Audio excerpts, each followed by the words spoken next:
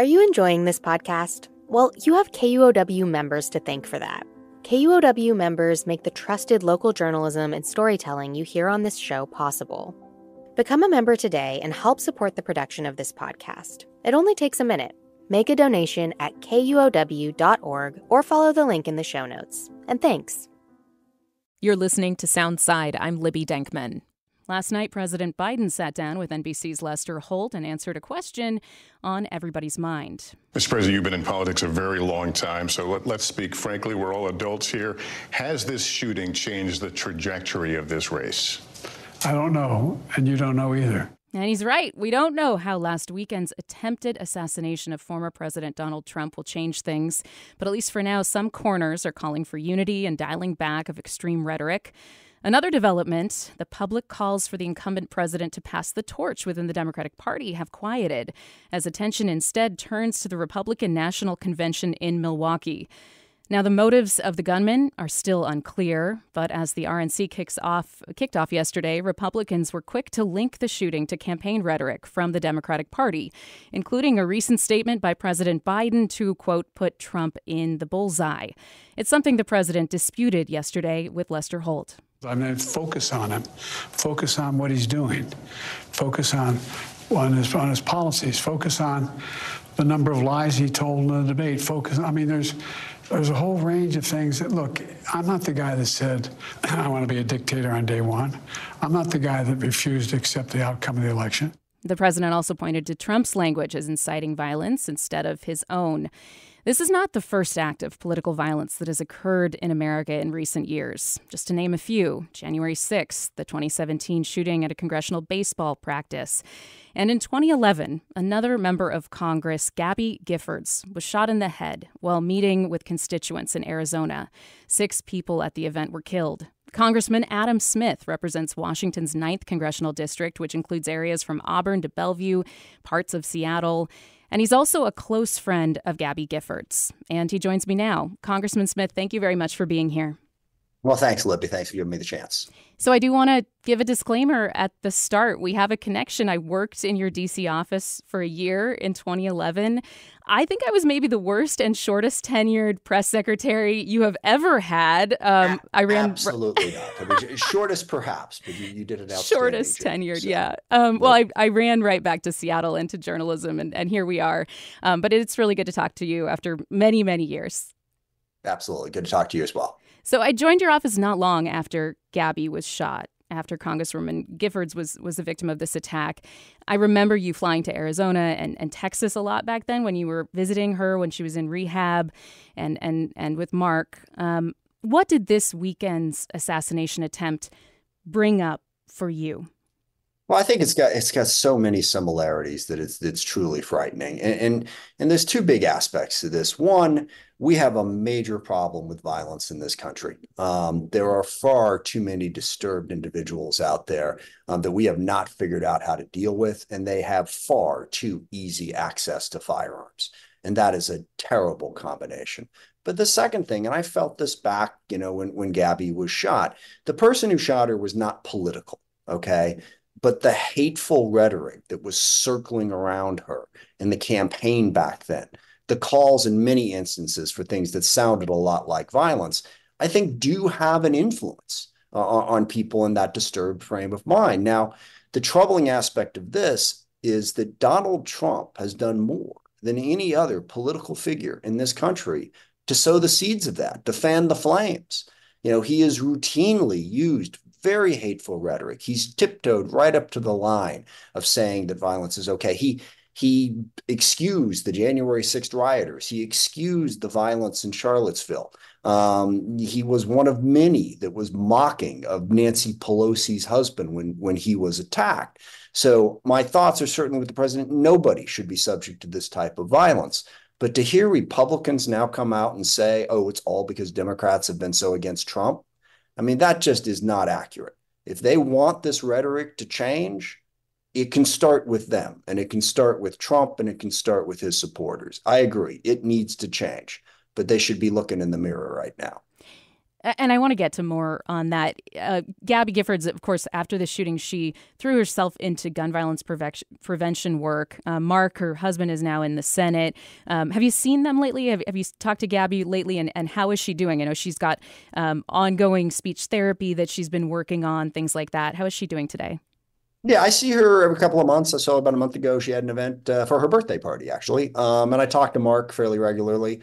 We're pretty good friends. It's hard because it's hard to talk to Gabby on the phone. But I see her, and look, it is remarkable what she has been accomplished. When I think about, what I saw when I visited the hospital in Tucson, and then as I, went multiple times in Houston during her rehab, how far she's come and what she's been able to do.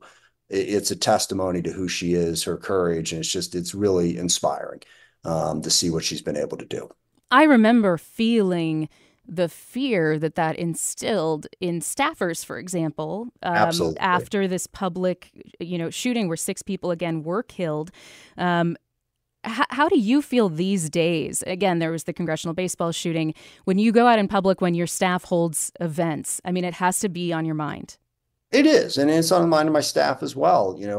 The staffers are out there on the front line, frankly, more often than I am. And it just shouldn't be. We should not accept this level of hate in our political dialogue, and it's everywhere. And look, we have every right to express concerns, and I think the president did a good job last night saying, look, saying that Donald Trump is an existential threat to the country. I mean, he's the one who said he wanted to be a dictator on day one. He's the one who incited the mob on January 6th and then decided that it was okay that happened. I think it's perfectly appropriate to say we believe that based on his agenda, this is where he's going. But you don't have to be hateful about it, and you certainly don't have to give the impression that violence is acceptable. It is not. And by and large, I don't think Democrats have been doing that. I hope that this will cause everyone to calibrate down a little bit on the hateful rhetoric, but not on making the case for why we don't think Donald Trump should be back in the White House. That is a legitimate case, and we should not stop making it. Yeah, let's talk about that, because you might be surprised, but J.D. Vance does not agree with you that Democrats have not been responsible here. In a tweet on Saturday before he was announced as Trump's running mate, Vance said that the left is to blame for this attack on the former president. He said that the rhetoric that refers to Trump as an authoritarian fascist who must be stopped at all costs brought this on. Again, we don't know the motives of the shooter here. You have previously referred to former President Trump as a fascist, or his policies as fascism. Yeah. So how do you respond to these comments like from Vance? What J.D. Vance said is just utter nonsense. I mean, first of all, I've never said, and I haven't heard hardly anyone say, stop him at all costs. He added that in order to, basically falsify the record. What we've said is we shouldn't put him back in the White House. Go vote, make sure he doesn't get reelected. So he's lying when he says at all costs. Second of all, the Trump campaign message, which J.D. Vance has been echoing, and this is an exact quote that Trump says over and over and over and over again. If Trump doesn't win, he says, we won't have a country anymore. That's what he says, all right? In a variety of different variations of that. So if J.D. Vance is concerned about that type of rhetoric, is he going to stop saying that if Joe Biden wins the election, we won't have a country anymore? They've used a lot of that extreme rhetoric. So no, I don't need to be lectured by J.D. Vance on how to engage in political dialogue. Again, the MAGA movement that he is part of and that Donald Trump leads has used the most vile, hate-filled language of any campaign that I've ever had to deal with in my life. How can Democrats navigate this campaign going forward, Congressman? Like, this is real policy differences in front of us and real consequences. What does it look like to dial back, the temperature while also making clear the stakes? How do you navigate that? Well, it looks like what I just said. I mean, make it clear that you're not going to advocate for violence. It's not at all costs, but go out there and make the case that what Donald Trump wants to do and what he did on January 6th ought to be disqualifying, period. Okay. You can't have someone in the White House who tried to overturn an election. All right. Who tried to go against the will of the voters in such a blatantly illegal and yes, violent way. So that's number one. Number two, the policies that he wants to advocate for. He is calling for another tax cut for the wealthiest Americans and biggest corporations, which is probably why Elon Musk has decided to dump a whole bunch of money into backing him. And he's also calling for an increase in tariffs, the cost of which will fall on average working class people. All right. His policies are going to be terrible for this country. And I don't have any problem going out there and making that case. I've never advocated for violence against Donald Trump. I've never said at all costs. I've never said the world is going to come to an end if he gets elected. But we can go out and make a very strong policy case for why Democrats are the better choice in this election. And I intend to do that. Let's talk about J.D. Vance for a moment. What do you make of Trump's choice here? I mean, he's a senator from Ohio. Republicans are not having trouble winning Ohio these days. He's got this economic populist anti-immigration streak. This is not really the Republican Party of old that, was talking about entitlement reform, talking about debt. What's behind this pick? I mean, what do you think it signals about Trump's vision for the future? Well, one of the biggest things behind the pick is J.D. Vance is very close with Elon Musk, and also got Mark Andreessen, the two people who just promised. I mean, it looks a little transactional to me at first glance. I think Musk and Andreessen said, you pick J.D. Vance, here's a couple $100 million. So I think that had no small part to do with it. And also, JD is a Yale-educated guy. He wrote a very good book. He's an articulate spokesperson for their message. I disagree with that message. JD Vance also was very clear-eyed about what a disaster Donald Trump was when he first came out. I don't have the quotes right off the top of my head, but JD had some of the more choice quotes about how terrible Donald Trump was. And then he fell in line because he had to in the Republican Party. But I think it reflects the fact that he is smart, articulate spokesperson, and he brings a lot of money with him. You were one of the first Democrats to call, at least in Congress, for President Biden to step down as the nominee. You've been talking with national media outlets about that for the past 10 days or so. About 20 members of Congress have joined you so far. You've said that Biden is not an effective messenger for the Democratic Party at this point. Now, in an interview last night, that one that we were playing earlier on NBC with Lester Holt, the president said that he only listens to one person about what he should do here in this campaign, and that's himself. What I hear from you is that you made your decision. Are you still comfortable in that decision? Has anything changed in the last several days? No. So how are you feeling today about what the president is saying and what the Biden campaign is doing? Well, I still feel that he's not our strongest messenger. I mean, after the debate performance, and by the way, those hundreds of millions of dollars that I just talked about are going to be used to replay that debate performance for a long time. I still think there's simply no question in my mind that we have any of a couple of a dozen different highly qualified Democrats who could more effectively deliver our message this fall. I think the stakes are so crucial that we should pick one of those. And I also think that questions about the president's health are not going to go away. And it's not like I brought this up. All right. The country brought this up. Polls show that a majority of Democrats think that we should pick a different candidate at this point. So I think I still feel that way. Nothing much has changed. I am disappointed that after the debate, the Biden campaign, instead of having an honest conversation about, okay, what's the smart thing to do going forward here, they dug in and they said, we're fighting. You're going to have to, pry us out of this desk, because we ain't going anywhere. And I don't think that served the country. I don't think it serves the party well. It shouldn't be one person's decision. There should be at least a consideration of the factors. And after that debate, given the president's age, I think there is cause for that concern. And I still hope that the president and his team will listen to people who have concerns about his candidacy at this point. CNN reported yesterday that there is not, the big public push has quieted. Again, the attention has shifted after the terrible attack in Pennsylvania, but also the RNC going on this week. And that push has kind of gone more behind the scenes, more people going directly to the team. There is also this reporting from NBC News today that congressional Democrats are circulating a letter asking the DNC to delay the virtual roll call vote to select the nominee that would be ahead of the DNC, and this is a roll call vote because of the Ohio ballot rules. Right. And I believe that rule has since been fixed. But are you aware of this letter that's supposedly been circulated? Yeah. Can you say any more? Two things I want to get to before I get to that. Number one, let me be clear. I think Joe Biden's done a great job as president on a whole series of levels, and I've made no doubt of no bones about that in any of these comments. What my focus is on who's going to be in the best position to win this election and move us forward. I'll gladly defend the president's record. And second, if he is the nominee, I support it. He is by a wide margin the best candidate in the current field. And I'll make that case, and I'll make it with great enthusiasm. But I also know that we can do better in terms of a messenger and in terms of the ability to deliver what I think is a very positive message that we as Democrats have for our record and legitimate concerns about Trump.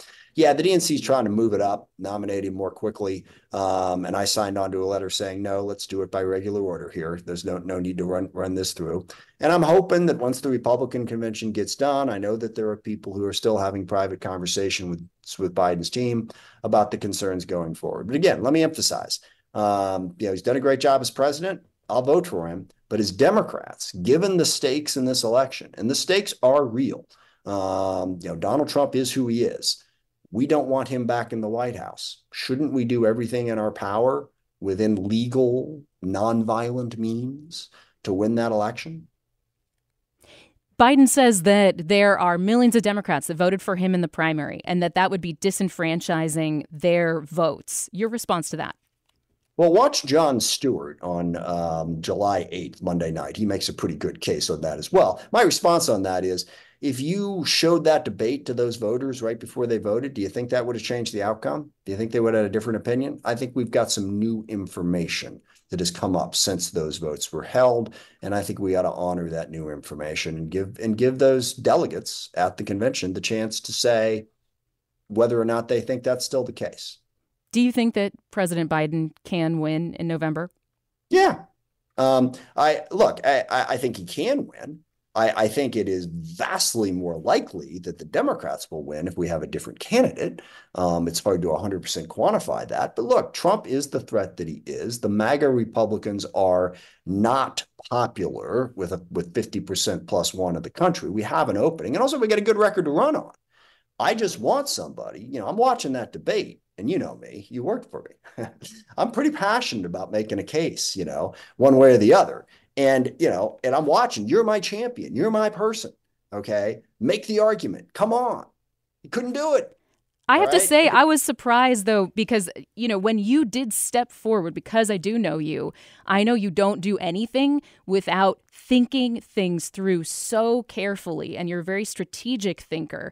And so when you did come out and speak, it stopped me in my tracks. And I said, wow, he doesn't go off, with half an idea here. So there must be something really seriously, concerning. That is my view. And look, I waited 11 days. The day after the debate, I called the White House, the highest ranking person over there that I have a relationship with, and I said, he's got to step aside. This is not recoverable. Argued with me a little bit, and I waited. I waited for them to do the right thing, because this is not helpful. I'm not unaware of that, okay?